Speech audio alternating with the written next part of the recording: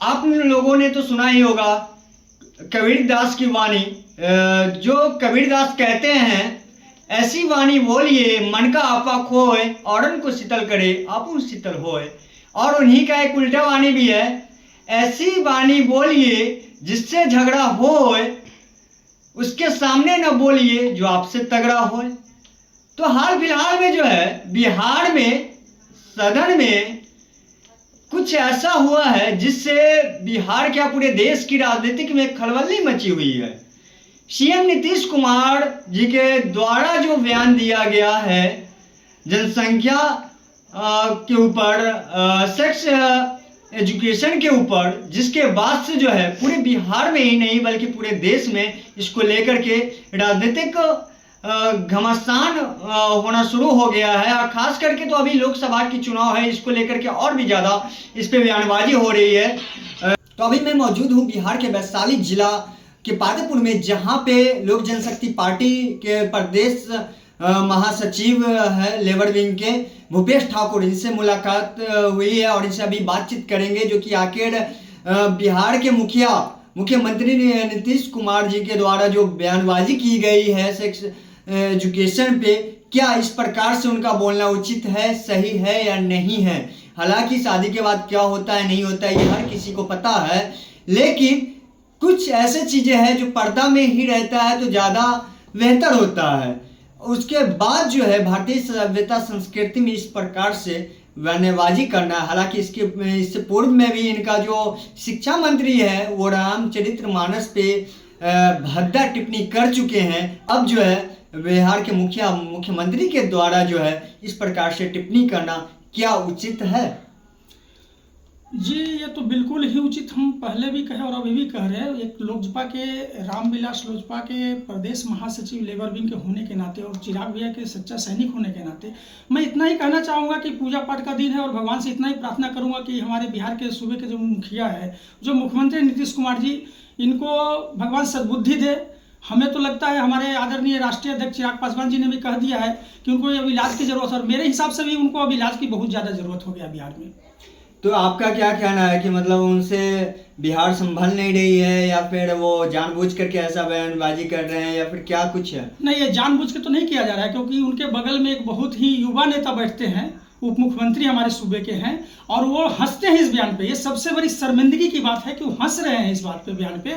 और उन्होंने कहा, नीतीश कुमार जी शिक्षा व्यवस्था को लेकर के जो बोल रहे हैं, वो बयान दिए हैं तेजस्वी जी, कि आप कभी भी स्कूल में जाकर के देखिए जो सेक्स कल्चर पढ़ाया जाता है कि नहीं। मैं पूछना चाहता हूं उनसे, जो 9वीं फेल जो छात्र है वह व्यक्ति कैसे शिक्षा व्यवस्था पर भी सवाल उठा रहा है। अब तो जो शिक्षा व्यवस्था है उस पर भी अब सवाल उठ रहा है कि शिक्षा व्यवस्था, हमें बता दें एक बार मुख्यमंत्री जी किस शिक्षा व्यवस्था पर जो है आप मतलब कहाँ पर सेक्स को इस तरह ओपन करके पढ़ाया जा रहा है। एक भी स्कूल का नाम हमें गिनवा दें मुख्यमंत्री जी और उप मुख्यमंत्री जी, एक भी बता। अब यहाँ पर सिर्फ जंगल राज जो चल रहा है, ये सिर्फ जंगल राज ही चल रहा है, और ना तो शिक्षा की व्यवस्था, ना नारी के सम्मान है। जिस नारी के सम्मान जो आराध्य है हम लोगों के लिए, नारी शक्ति, यह शक्ति जो है इसको अपमान हुआ है। और लक्ष्मी का दिन है, दीपावली का दिन है, इस दिन में इतना घटना शर्मसार बयान है इनका, मुख्यमंत्री जी का। हमारे मतलब तो हम तो जनता का फैसला है। और सबसे विडंबना ये है कि हमारे मुख्यमंत्री जी एक हसीन सपना मुंगेरी लाल वाला देख रहे हैं कि वो प्रधानमंत्री बनने चलेंगे। अब उनसे एक बिहार नहीं संभल रहा जो नारी शक्ति का अपमान कर रहा है। आप बताइए किस स्तर पर ये वो पूरे भारत के प्रधानमंत्री बनने का सपना देख रहे हैं। हम एक चीज़ जानते हैं, हम लोग एनडीए घटक दल के आदमी हैं। हम लोग एक चीज़ जानते हैं कि 24 में भी हमारे आदरणीय प्रधानमंत्री मोदी जी आ रहे हैं। इनको किसी की भी ताकत नहीं जो उनको रोक पाएगा। तो इस पे क्या कहना है? जैसे कि यहाँ पे कुछ स्टूडेंट का भी बयान आया है जो कि नहीं वो कह सही रहे थे लेकिन उनका कहने का तरीका गलत था, क्या ऐसा कुछ है क्या? ऐसा कौन सा स्टूडेंट बोला है? या तो राजद का छात्र विंग होगा या फिर जदयू का छात्र विंग होगा। एलजेपी का कोई छात्र विंग तो है नहीं उसमें, बीजेपी का कोई छात्र विंग तो है नहीं उसमें। अगर बीजेपी का अगर कोई कह रहा है बीजेपी छात्र विंग से, एनडीए घटक दल के कोई भी छात्र विंग से ऐसा बयान आया है कि आपके नज़र में? मैं मीडिया के माध्यम से पूछना चाहता हूं कि आपके कोई छात्र विंग जो हमारे एनडीए घटक दल के जो छात्र विंग है उनसे कोई बात मिला है कि आपको? नहीं, जनरली जो कॉलेज में लड़कियां पढ़ती है तो वो लोग का ऐसा बयान आ रहा है सोशल मीडिया पे। जी नहीं, ये बिल्कुल सजाया हुआ आरजेडी और जदयू का गठबंधन जो भी है, उनके जो भी 9 दल मिलकर लोग गठबंधन IN.D जो गठबंधन बनाए हैं, इस गठबंधन की तरफ से बयान आया होगा। कोई भी जो शिक्षित व्यक्ति होगा या शिक्षित छात्र होगा कभी भी ऐसा समर्थन नहीं कर सकते इस घिनौनी बात को। और मेरे नज़र में हम तो लोजपा वाले हैं, लोजपा रामविलास का, और हम सच्चा सैनिक होने के नाते मैं तो इतना ही कहूँगा कि भगवान उनको सद्बुद्धि कर दे मुख्यमंत्री जी को, कि भविष्य में जाके वैसा ना बोले। उनको तो अब रिटायर ले लेना चाहिए मेरे हिसाब से तो। और अगले वो बोले भी थे कि ये चुनाव जो इतना सिंपैथेटिक वोट जो वो लिए, जितना भी सीट आज जीते हैं, जो भी सूबे का मुख्यमंत्री बने हैं, तो उस वक्त भी बोले थे वो कि ये मेरा लास्ट चुनाव होगा। तो अब प्रधानमंत्री का सपना देखने लगे। लास्ट चुनाव तो छोड़ दीजिए, वो प्रधानमंत्री का सपना देख रहे हैं गलत बयानबाजी दे करके। तो आप क्या चाहते हैं कि नीतीश कुमार जी जो सपना देख रहे हैं प्रधानमंत्री का, वो गलत है या फिर उनको नहीं देखना चाहिए?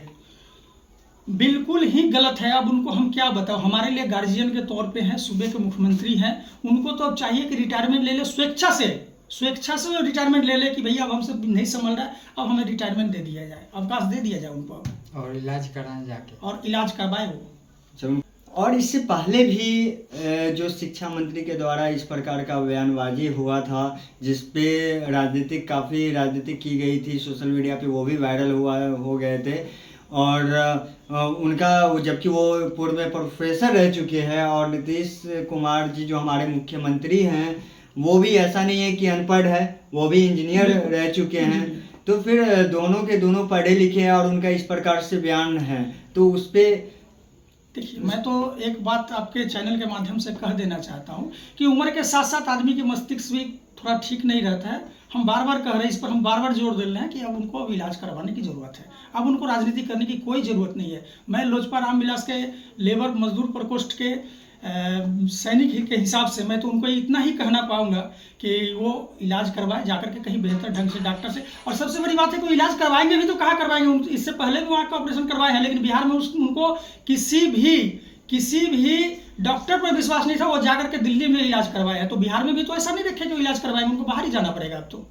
अच्छा, यानी कि उनको खुद बिहार में बिहार के डॉक्टर पर भरोसा नहीं है उनका। जिस बिहार में उन्होंने डॉक्टर की पोस्टिंग की है, जिस बिहार में डॉक्टर बनाए हैं, जिस बिहार के मेडिकल कॉलेज से डॉक्टर बने हैं, तो क्या उनको अपने ही स्टूडेंट पे, अपने ही डॉक्टर पे भरोसा नहीं है? जी नहीं, बिल्कुल नहीं है। तभी तो इलाज क्यों करवाने के बाहर? मैं तो इतना पूछ रहा हूँ कि इलाज क्यों करवाने के बाहर? अगर उनको भरोसा रहता, उनके द्वारा बनाया गया डॉक्टर है हर हॉस्पिटल में, तो उनको जब अपने डॉक्टर पर भरोसा नहीं है, वो तो बाहर ही जाएंगे ना। दूसरा उपाय क्या है पूरे राज्य में जाकर के कि सबसे ज़्यादा जनसंख्या मजदूर तबका किसका है? बिहारी भाई का है। तो चिराग भैया ने हमारे लिए रोल मॉडल रखा है, बिहार फर्स्ट और बिहारी फर्स्ट का जो मॉडल है हम लोग लाना चाहते हैं। बिहार में फैक्ट्री खुलेगा, शिक्षा व्यवस्था टाइट होगी, चिकित्सा व्यवस्था टाइट होगी, इसके अंदर में जो है हम लोग यहाँ सारा व्यवस्था बिहार में करके देंगे जब हम लोग की सरकार आएगी। तो सरकार आने से पहले तो हर नेता इसी प्रकार से बयान देते हैं, लेकिन जब उनकी सरकार बनती है, जब वो सत्ता में आते हैं, तो शायद इस चीज़ को भूल जाते हैं। इस प्रकार इससे पहले भी कई बार कई नेता जो है, उनका मैं नाम नहीं लेना चाहूँगा, उन्होंने बयान दिया, लेकिन उनका सरकार बनते ही, वो सत्ता में आते ही इस चीज़ को भूल गए।